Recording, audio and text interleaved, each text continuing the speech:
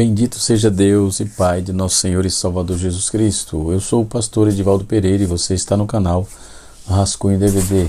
Nesta oportunidade nós estaremos comentando a lição de número 8, cooperando aí com os nossos comentaristas, com os nossos professores, para o desenvolvimento da nossa escola bíblica dominical em cada congregação, em cada local desse ordeiro e progressivo país e até fora dele, louvando a Deus pela vida de todos os inscritos aqui do nosso canal, orando a Deus pela vida de cada um de vocês e que a boa mão de Deus esteja sobre a nossa vida, né? A classe jovem está tratando esse trimestre do livro de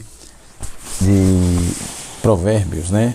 O título é Alcance um futuro feliz e seguro, né? E nesta oportunidade nós estaremos estudando um assunto muito pertinente, muito interessante, um assunto educativo, ele é educativo e espiritual. O dinheiro. Qual a importância do dinheiro na Bíblia? Qual a importância do dinheiro para os povos? O dinheiro e o reino de Deus. O que isso tem a ver uma coisa com a outra? Qual é a economia do reino? Como Deus trabalhou para essa questão? Quais os 4 caminhos que o cristão pode lidar com a riqueza e a pobreza no mundo? Porque onde se fala de dinheiro também fala da escassez, né? É o contraponto, é o oposto, né? E assim sucessivamente. Essas e outras questões estaremos tratando aqui no canal Rascunho DVD. Então não perca, não saia daí, fique inteiramente à vontade, o canal é nosso. E se você puder estar passando aqui pela primeira vez e gostar do conteúdo, quiser se inscrever, fique inteiramente à vontade. Se você ainda não é inscrito, se inscreva. Se você já é inscrito, verifique a sua inscrição, não é? Se está ativa, deixe o seu like, ative o sininho para receber as notificações. Pode deixar os comentários na descrição do vídeo, aí embaixo, que eu responderei, tá certo? Isto posto, vamos para a nossa aula de número 8, onde estaremos tratando sobre o tema protegendo o seu dinheiro, não é? Provérbios capítulo 21, versículo 20, está escrito assim: tesouro desejável e azeite há na casa do sábio, mas o homem insensato o devora, não é? O problema não é ter dinheiro, o problema é administrar o dinheiro que tem, não é? Mais uma vez repito, o problema não é ter dinheiro, o problema é administrar o dinheiro que tem. Tá certo? Empregar em quê? Fazer o quê? E assim sucessivamente. Os objetivos da nossa lição, nós temos aqui compreender o valor da sabedoria em relação ao dinheiro, reconhecer a generosidade como proteção ao dinheiro e conscientizar da prudência como proteção ao dinheiro, né? O comentarista deixou um quadro interessante na orientação pedagógica, não é? Que seja generoso em dar. Ele começa falando aqui, não é? Provérbios capítulo 11, versículo 25, não é? E versículo 24 e 25. Coloque as suas necessidades à frente do lucro, não é? Tenha cautela quando servir como fiador. Não aceite suborno. Esse é um negócio que pega aqui, não é? Não aceite suborno. Ajude os pobres. Guarde o seu para o futuro. Seja cuidadoso ao tomar emprestado. Esse estudo, esse pequeno quadro aqui, essa pequena tabela é extraída da Bíblia de Estudo Pentecostal. Não, Bíblia de Estudo de Aplicação Pessoal, né? Na página 845. Quem quiser pode fazer uso, né, dessa tabela aqui, tá certo? O comentarista colocou vários provérbios. Ele vai trabalhar em Provérbios capítulo 11, verso 24 e 25, Provérbios 13, versículo de número capítulo 13, versículo 7, 11, e no capítulo 17, versículo 18 e 23, e no capítulo de número 21, versículo 20, e no capítulo de número 22, versículo 7, ok? Então, nós vamos para a nossa aula, tá certo? A lição, como de praxe, né? Ela é dividida em 4 tópicos, né? Dividida em 4 tópicos. E nós temos aqui O tópico de número 1 é a sabedoria com o dinheiro. O tópico de número 2 nos diz a generosidade com o dinheiro, não é? E o tópico de número 3 é a providência como proteção ao dinheiro, né? A providência não, a prudência, corrigindo aqui, a prudência como proteção ao dinheiro, tá certo? Quero indicar, tem vários outros materiais aqui, mas esse eu achei mais interessante, plausível e um pouco mais robusto, né, para tratarmos desse assunto. Economia do Reino, um livraço da Thomas Nelson, material muito interessante e recomendo para quem quer se aprofundar no assunto. É um livro cheio de informação, cheio de fontes, que nos leva aí a entender esse processo, ok? Outro processo, o ponto importante, irmãos, é que nós temos 4 lados do dinheiro e do ser humano. Nós temos o ser humano moderado, que trata de simplicidade, contentamento e mordomia. Nós temos a horizontalidade e a verticalidade. Da horizontal, do lado vertical, viver simples e contente e viver buscando a justiça. Do lado vertical, do lado horizontal, do vertical é viver contente e viver buscando a justiça. No lado horizontal nós temos riqueza. Pobreza tem valor eterno e a riqueza tem valor eterno, ok? Então nós temos o moderado, o abnegado, o doador e o transformador. Mais uma vez eu vou citar. Nós temos o moderado, temos o abnegado, temos o doador e o transformador, né? Muito bem. Entre a prudência, entre viver contente e a riqueza, nós temos o moderado. Entre o moderado e o doador, entre o pobre, que tem valor eterno, e o transformador, nós temos valor eterno, nós temos o abnegado e o transformador. O moderado trabalha da questão da simplicidade, do contentamento e da mordomia. O doador, da gratidão, humildade e generosidade. O abnegado trabalha norteado pela dependência, renúncia e compaixão. O transformador trabalha norteado sobre a esperança, justiça e misericórdia, né? Então nós vamos ver esses perfis da economia do reino, né? Trabalhando aí em cima dessa proposta, desses 4 perfis da economia do reino: moderado, abnegado, doador e transformador, tá certo?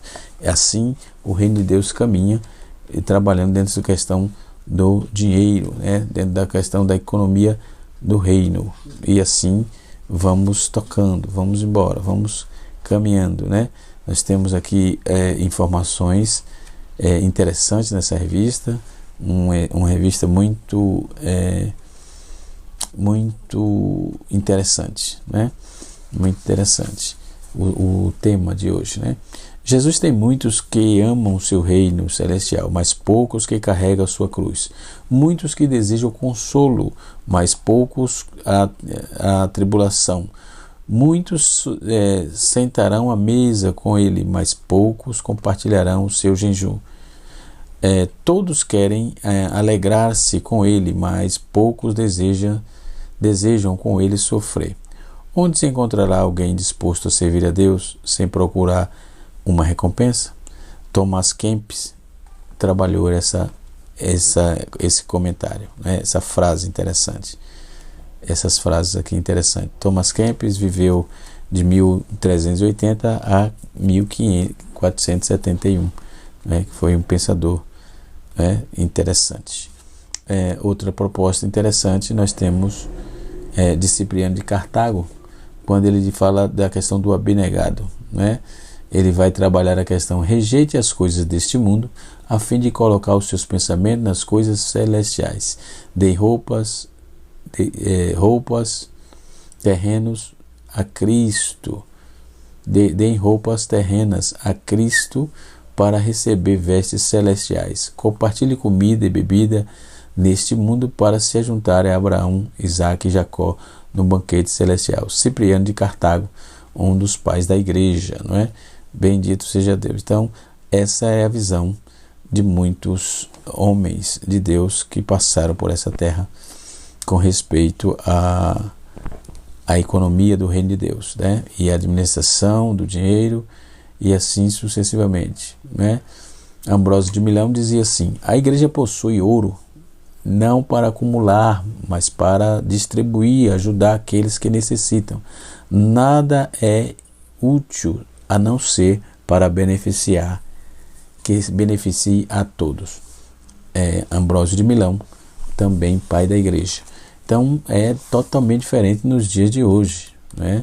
Nos dias de hoje. Então esses homens eram os homens abnegados e são considerados hoje como os pais da igreja, né? E Gregório de Nissa diz assim: dê o que você puder. Deus não pede nada além da sua condição. Você pode dar o pão, outras pessoas o vinho e outras roupas. Desta forma, o necessitado será aliviado por sua contribuição conjunta. É como eu sempre digo, que na igreja se trabalha com poucos de muitos, né? E assim sucessivamente. É dentro desse perfil. Dentro do perfil moderador, nós temos o caminho, o dom e como dar. Caminho, dom e como dar. O caminho trata da mordomia, o dom é a administração e dar com razão, né? São lições da vida, que é cuidar com mordomia, viver de modo simples e contentar-se sempre, ok? Então, da nossa revista, nós vamos observar aqui no tópico de número 2, né? No tópico de número 1, a priori, né? Nós vamos começar a fazer as tratativas sobre esta temática, que é de muito valia, né? Muito interessante para nosso aprendizado, né? Como está escrito aqui, uma proteção, a sabedoria com o dinheiro é uma ponderação importante. Antes de nos concentrarmos no texto, no assunto desta lição, cabe uma nota importante na lição anterior. Concluímos a primeira sessão do livro de Provérbios, né, de 1 a 9. E nesta lição encontraremos a segunda sessão do livro, né, que vai de 10 a 22, né, do capítulo 10, versículo 1, até o capítulo 22, versículo 16, que é a segunda parte do livro. Nela nós vamos, que é considerada pelos estudiosos a principais, não encontramos aí uma ordenação, né, lógica do discurso, mas um estilo de aforismo, né, e assim sucessivamente. Em Provérbios 11, versículo 24 e 25 diz assim: alguns que espalham e ainda lhe acrescenta, mas outros que retém mais do que é justo, mas é para sua perda. Alma generosa engordará, e o que regra também será regado. Provérbios 13, versos 7 e 11 diz assim: há quem se faça rico, não tendo coisa nenhuma, há quem se faça pobre, tendo grande riqueza. Não é? No versículo 11 diz assim: a fazenda que procede da vaidade diminuirá, mas quem ajunta pelo trabalho terá aumento. No capítulo 17, versículo 18 e 23 diz assim: o homem falto de entendimento da mão ficando por fiador no seu companheiro. O ímpio tira o presente do seio para perverter as veredas da justiça. No capítulo 21, versículo 20 diz assim: tesouro desejável e azeite há na casa do sábio, mas o homem insensato o devora. No capítulo de número 22, no seu verso de número 7, está escrito: o rico domina sobre os pobres e o toma emprestado, e o que toma emprestado é servo do que empresta. Não é? Então, logo, temos aí conselhos, não é, interessantíssimo do proverbista sobre esta questão do dinheiro, né? Então, nós temos a generosidade, que por meio do dinheiro, e assim sucessivamente, né? nós temos aí o tópico número 2, onde vamos trabalhar também de forma ordeira dentro desse quesito, né? Então, quando vamos observar, nós vamos verificar sobre essa questão aqui. No tópico número 2 nos fala sobre a generosidade como proteção ao dinheiro. Tem gente que tem as coisas e não divide com ninguém, e a Bíblia prega a generosidade, né? Generosidade é um fator fundamental para o desenvolvimento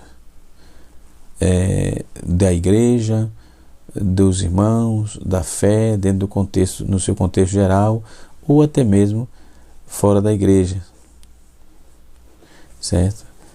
Até mesmo fora da igreja. Então isso é importante para que desenvolvermos, para que possamos trabalhar com o ministério, né? Desenvolver o ministério coerente, né? Coerente. Dentro desse contexto, nós vamos observar de fato muito importante, né? Informações sobejas sobre essas questões aqui, ok? Vamos lá. Quando vamos ver o tópico o subtópico 3 do tópico 1, nós temos a prudência sobre o dinheiro, né? Então nós vamos entender e observar a importância que temos dentro desse quesito, para que possamos aí tirar proveito de grande aprendizado, né, que teremos com essa lição, a esse mistério, a esse respeito, né, e assim sucessivamente. Então vamos lá. Dentro dessa proposta bíblica, nós vamos entender que o dinheiro, né, você precisa do dinheiro, mas não pode viver escravo dele, né? Então muitos crentes não percebem a importância do ensino dessa área. Na verdade, fala sobre o dinheiro nas igrejas em geral, causa desconforto. De que forma que causa desconforto? A falta de transparência. O desconforto só vem por falta de transparência, né? Precisa ter transparência, precisa ter administração, precisa ter uma boa administração para administrar o dinheiro, principalmente dentro do contexto cristão. Porém, nós vamos ver que não é possível falar acerca desse assunto. Vocês perguntam, quase a metade das pérolas de Jesus sobre o que mencionamos, vamos observar Jesus trabalhando as pérolas, nas parábolas, né? Além do Senhor Jesus, e vemos aí os apóstolos falavam, ensinavam, corrigiam os crentes que trocavam no tocante a essas questões, né? Então, nosso relacionamento com o dinheiro, e mais, é um assunto sem importância às vezes, né? Muita gente não dá importância a isso, né? As escrituras falam mais dele do que muitos outros temas, né? Fala mais do dinheiro, por exemplo, que julgamos vitais aí para a vida cristã. Tem um comentarista chamado Howard Dayton, ele em seu livro, ele diz o dinheiro, que é Blessed, da Blessed Editora, ele declara que na Bíblia há mais do que 1.300 versículos sobre o dinheiro. Então, sobre dinheiros, bens, posses e etc. Então, nós vamos entender que o dinheiro em si não é errado, mas sim é possível, e sim as possíveis atitudes de inclinação do nosso coração. Paulo, ele emprega a palavra como tentação e laço para mostrar como podemos ser enredados nesta área, ao falar sobre a intensidade dessa inclinação, né, do ser humano ao erro, que ele emprega aí o termo chamado concupiscências nocivas, né? Então Paulo trabalha essa proposta. Na Bíblia fala muito sobre essa relação do ser humano com o dinheiro, né? Não que o dinheiro em si seja problema, mas a Escritura declara que o amor ao dinheiro é a raiz de toda espécie. Não é o dinheiro, é o amor ao dinheiro, né? O dinheiro é... Não é assim que está escrito, não. O texto está dizendo aqui: o amor ao dinheiro é a raiz de todos os males, né? Então você ama mais o dinheiro que você mesmo, certo? E assim vai. Quanta gente perece deixando bastante dinheiro, não gastou, não passeou, não viajou, não fez doação, não deu a ninguém, não abençoou a vida de ninguém, viveu no egoísmo o tempo todo, partiu para a eternidade, lembrando que caixão não tem gaveta, certo? Caixão não tem gaveta. Então, cuide-se, né? Administre bem o seu dinheiro, cuide bem, jovem, daquilo que você tem, daqueles projetos que você vai investir, vai trabalhar, cuide bem disso, tá? E assim, e usufrua disso, né? Então, alguém que diz que uma pessoa que pode ser milionária a não ter amor ao dinheiro, mas outras pobres, outra pode ser pobre, mais ganancioso, né? Então essa última terá aí dois problemas, pois além de a falta de dinheiro, ainda terá dentro de si uma raiz maligna. Então, além de não ter dinheiro, ainda e tem muitos assim, quanto mais pobre, mais arrogante, mais tonto é, né? E eu tenho alguns testemunhos visíveis, né, de que na minha área de trabalho tem muita gente abastada, que tem condições financeiras regaladas, mas eles não parecem, não demonstram, não se esnobam. Pelo contrário, se você vê o carro dele, parece que ele é um peão mesmo, daqueles que trabalham em obra, né? Que, diga-se de passagem, são muito valorosos e devem ser muito respeitados, né? Quem trabalha, aliás, qualquer serviço, qualquer trabalho é digno de aplauso, qualquer trabalhador é digno de respeito e consideração, né? E assim vai. No Salmo 62, versículo 10, está escrito assim: as vossas riquezas aumentam, não ponha nelas seu coração. Se as vossas riquezas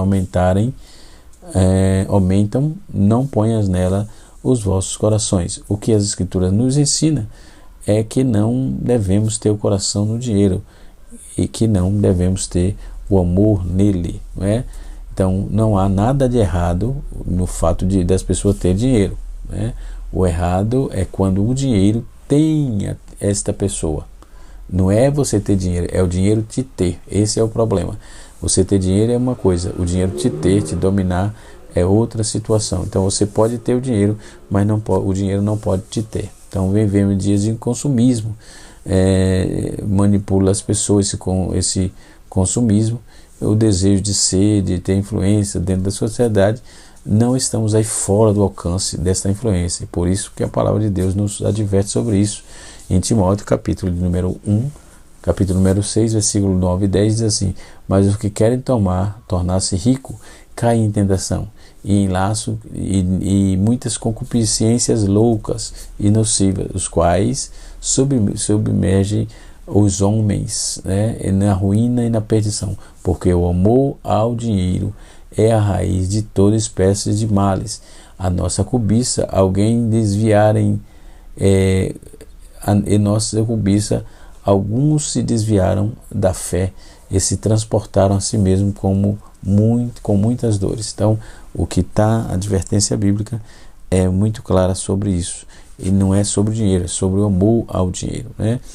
Quando eu fiz uma proposta aqui sobre a economia do reino, a pergunta, os princípios da economia do reino de Deus, primeiro, a prioridade é espiritual sobre material. Mateus 6, versículo 33.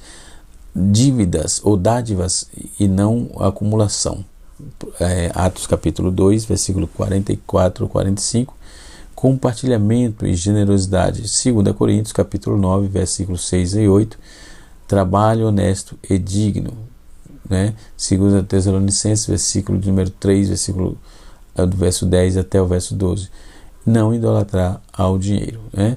Na economia do reino, ela está baseada na gratuidade e não no lucro, né? Essa é que está baseada a economia do reino. A economia do reino é focada na comunhão e não na competição, não é? Na economia do reino, nós somos orientados para a edificação do corpo de Cristo, não é? E também nós somos sustentados pela fé e não pela riqueza, não é? Então isso dentro do contexto da economia do reino. E na economia do reino também tem a moeda do reino de Deus, né? No reino de Deus também tem a moeda, e a moeda do reino de Deus, primeiro, o amor é a moeda mais valiosa. 1 Coríntios capítulo 13, versículo número 1 até o versículo 3. A fé é o padrão de medidas, Hebreus capítulo 11, versículos 1 e 2, e a esperança é o tesouro mais precioso, né? Então nós temos o amor, é a moeda mais valiosa, a fé é o padrão de medida, a esperança é o tesouro mais precioso. Então são três fatores interessantes. O banco do reino de Deus é o coração é o banco onde se deposita a fé. Tem dois bancos aí. O banco de Deus do reino de Deus é coração e mente, ok? A mente é o cofre onde se aguarda a sabedoria, né? E quais os investimentos pode ser feito no reino de Deus? Investir em almas eternas, Mateus 28, versículo 18 a 20, investir em obras de justiça, Isaías capítulo 58, versículo 6 a 12, e investir em relacionamentos, né? E assim sucessivamente. Então, o reino de Deus, ele tem um bojo de informação contextualizado, que realmente nos traz bastante graça, né? E alegria em poder compartilhar com os irmãos, né? E assim sucessivamente. No tópico de número 2, estamos tratando sobre o dinheiro e a generosidade, né? Dentro desse contexto. Então, dentro do fator da economia do reino, nós temos bastante informações sobre isso, né? O texto diz em Eclesiastes capítulo 5, verso 10, diz assim: quem ama o dinheiro não se fartará de dinheiro, e nem quem ama a riqueza não se fartará do ganho, mas isto é vaidade, né? Então as pessoas acham que precisam da última nota, né? Que precisam estar sempre mais ou mais, né? A ganância, ela é perigosa e pode até encobrir a voz do Senhor, né? Então a voz do Senhor em nossa vida, Ele quer falar e você acaba não dando ouvido devido aos muitos dinheiro que você tem, o que você violou, o que você manipulou, o que você desviou. O dinheiro é para compartilhar, para dividir, para abençoar você e o seu irmão. Quanto mais é dado, né, você vai ter mais para doar, para dar, né, e nunca vai te faltar nada, né? A palavra de Deus declara que muitos chegam à ruína por causa da ganância e da cobiça, né, que traspassam-se a si mesmo, mesmo com muitas dores por causa da ganância. Muitos acabam tão endividados que, além de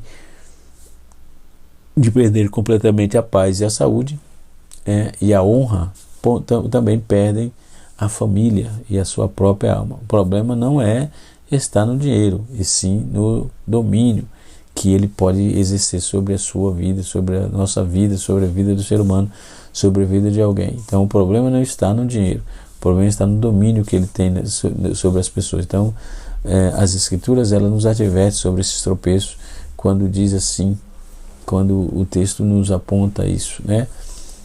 O dinheiro pode se tornar um ídolo. Paulo mostrou aqui que o dinheiro também tem os seus ídolos, que os cristãos também têm os seus ídolos. Não, eles não estão falando da estátua de gesso, não, ou de madeira, não costumam ser vistos, né? Porque ficam escondidos no coração dos crentes as atitudes de avareza, a ganância, o apego material, são ídolos. E Paulo, ele anuncia isso e o chama de avareza. Colossenses capítulo 3, versículo 5 e 6 diz assim: fazei, pois, morrer a vossa natureza terrena, prostituição, impureza, compaixão, lascívia, desejos malignos e avareza, isto é, a idolatria. Por estas coisas é que vem a ira de Deus sobre os filhos da desobediência. Então Deus não deixará impune. Jesus diz que é levado entre os homens a abominação perante Deus. Lucas capítulo 16, versículos número 13 e 15. Ok? Voltando aqui para o nosso contexto, né, que vai nos informar aí, ninguém pode servir a dois senhores, porque o que há de odiar um e amar a outro, ou há de dedicar-se a um e desprezar o outro. Não podeis servir a Deus e às riquezas. Em algumas Bíblias, algumas traduções fala a Deus e a Mamon, e assim sucessivamente, irmãos? Então nós temos o tópico número 3, quando nos informa o texto, e nós vamos observar isso no tópico número 3, a prudência como proteção para o dinheiro. A prudência como proteção para o dinheiro. Dentro do contexto, nós vamos observar que tudo isto é para o nosso desenvolvimento, ok? Nós temos observado a prudência como virtude. Se por um lado, devemos lidar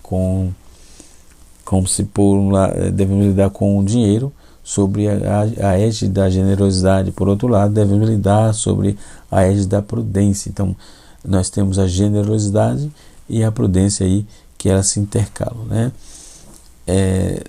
na Bíblia, o dinheiro, não é o tema principal, O dinheiro não é um objetivo principal. O dinheiro é um meio, não um fim. Provérbios, 1 Timóteo capítulo 6, verso 10. A avareza é um pecado, a generosidade é uma virtude. Então o dinheiro deve ser usado para a glória de Deus. Mateus 25, versículo 14 a 30. O cristão que tem dinheiro ou está relacionado a dinheiro, a Bíblia recomenda não amar o dinheiro. Use o dinheiro com sabedoria. Não confie no dinheiro. Seja generoso. Priorize a fé sobre o dinheiro, E nós vamos obedecer dentro desse contexto e verificar a importância dessa lição para os nossos dias, Não faça negócios ilegais nem perigosos. Não pense apenas no agora. Então faça o planejamento, trabalhe para o futuro e com certeza terá muito resultado. Deus abençoe a todos, que a boa mão de Deus recaia sobre as nossas vidas, que o poder de Deus e a glória de Deus te alcance, a você e a sua família. E até a próxima aula, se Deus assim nos permitir. Canal Rascunho DBD, ensinando para transformar vidas.